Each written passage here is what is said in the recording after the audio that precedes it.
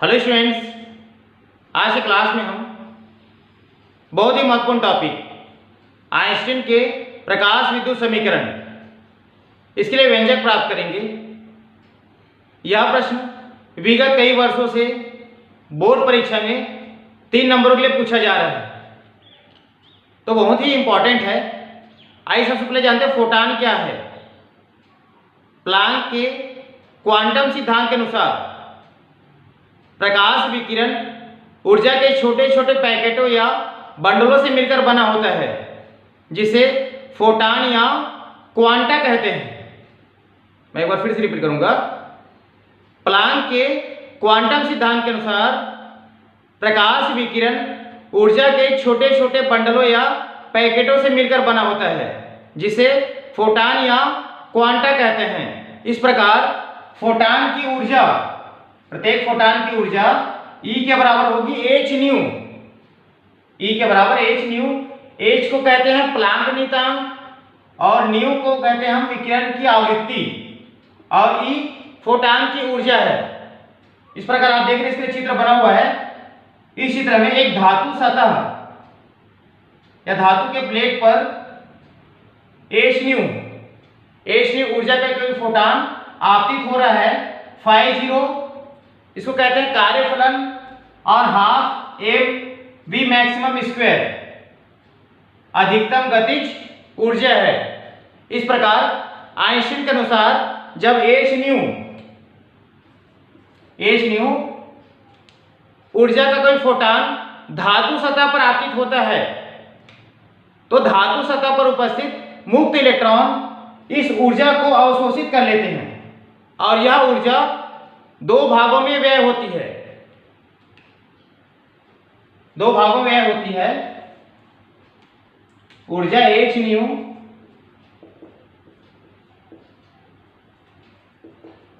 दो भागों में व्यय होती है।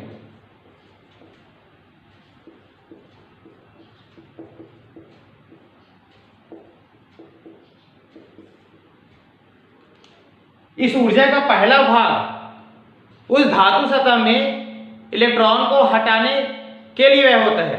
ऊर्जा का एक भाग उस धातु सतह से इलेक्ट्रॉनों को हटाने के लिए व्यय होती है। यह ऊर्जा कार्यफलन के बराबर होती है। ऊर्जा का एक भाग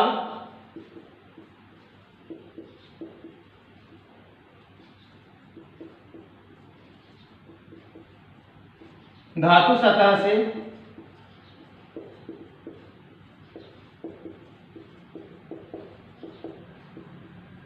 इलेक्ट्रॉनों को हटाने में व्यय होती है।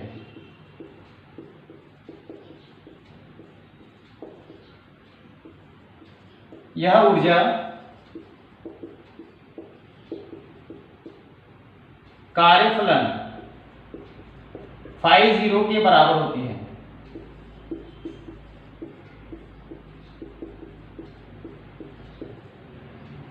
दूसरा, ऊर्जा का जो शेष भाग है, वो शेष भाग उत्सर्जित इलेक्ट्रॉनों को अधिकतम गतिज ऊर्जा देने में व्यय होती है। यहां ऊर्जा का शेष भाग उत्सर्जित इलेक्ट्रॉनों को अधिकतम गतिज ऊर्जा देने में व्यय होती है।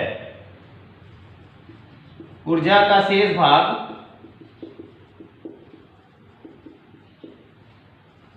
उत्सर्जित इलेक्ट्रॉनों को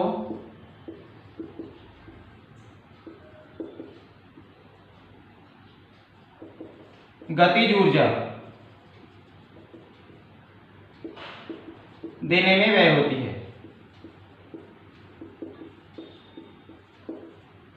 इस प्रकार यदि उत्सर्जित इलेक्ट्रॉन का द्रव्यमान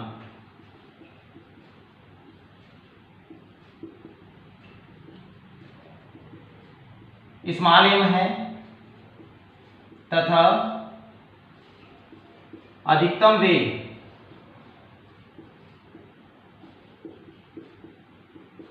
v मैक्सिमम यहाँ उत्सर्जित इलेक्ट्रॉन का द्रव्यमान स्मॉल m है और उसका अधिकतम वेग v मैक्सिमम है, तब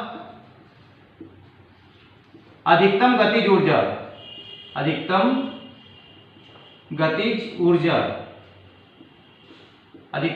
होगा यहाँ से E के बराबर हाफ एम वी मैक्सिमम का होल स्क्वायर। हम जानते हैं कि गतिज ऊर्जा के बराबर होता है हाफ एम वी स्क्वायर, तो V के जम होगा V मैक्सिमम का स्क्वायर। इसके आगे हम जानते हैं ऊर्जा संरक्षण के सिद्धांत से, ऊर्जा संरक्षण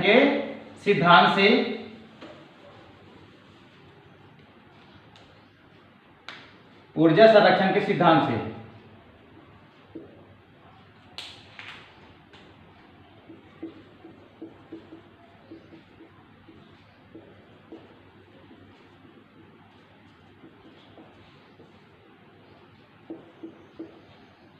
आपतित फोटॉन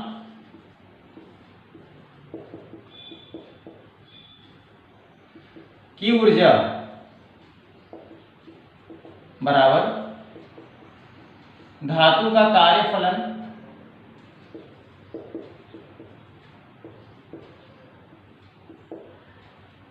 धन उत्सर्जित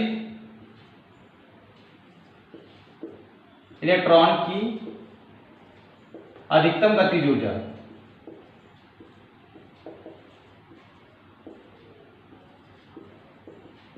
तो ऊर्जा संरक्षण के सिद्धांत से आपतित फोटॉन की ऊर्जा इसके बराबर होता है धातु का कार्यफलन धन उत्सर्जित इलेक्ट्रॉन की अधिकतम गतिज ऊर्जा।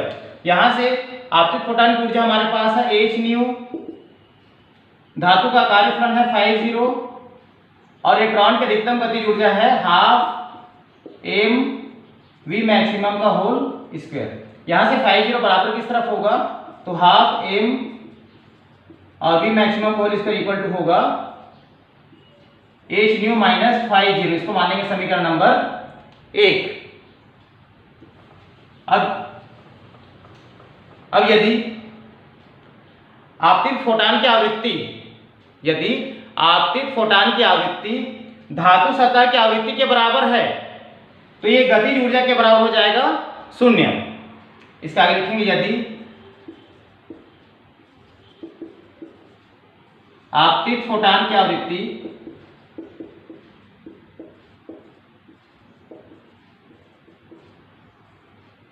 न्यू, आपतित फोटॉन की आवृत्ति न्यू धातु सतह की आवृत्ति के बराबर है, तो यहां से न्यू के बराबर न्यू 0 लेंगे, इसके साथ साथ हाफ एम वी मैक्सिमम को होल स्क्वायर इसके बराबर ले लेंगे 0। फिर लिखेंगे आगे इसके समीकरण 1 से, समीकरण 1 में मान रख देंगे यहां से half m v maximum whole square इसके बराबर रख देंगे 0। तो इसके आगे होगा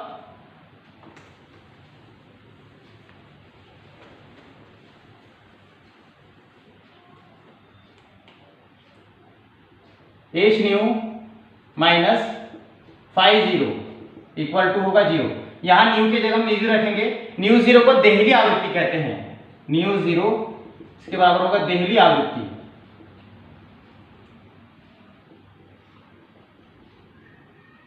तो देहली आवृत्ति वह न्यूनतम आवृत्ति जिससे कम आवृत्ति पर धातु सतह से इलेक्ट्रॉन उत्सर्जित नहीं होता था, उसे हम देहली आवृत्ति कहते हैं। तो 50 बराबर किस तरफ चल जाएगा, तो 50 के बराबर होगा h न्यू 0। इसको मान लेंगे समीकरण नंबर 2। समीकरण 1 और 2 से, समीकरण 1 व 2 से 50 के हम रख देंगे h न्यू 0। 50 का मान होगा h न्यू 0। तो यहां से होगा हाफ एम वी मैक्सिमम का होल स्क्वायर इसके बराबर होगा h new minus h new 0।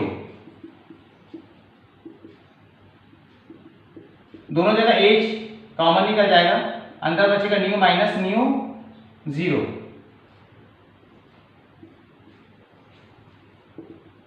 तो यही अभिष्ट व्यंजक है आइंस्टीन के प्रकाश विद्युत समीकरण के लिए। So thanks student. अगर यह चैनल आपको अच्छा लगे तो चैनल को लाइक और सब्सक्राइब करें।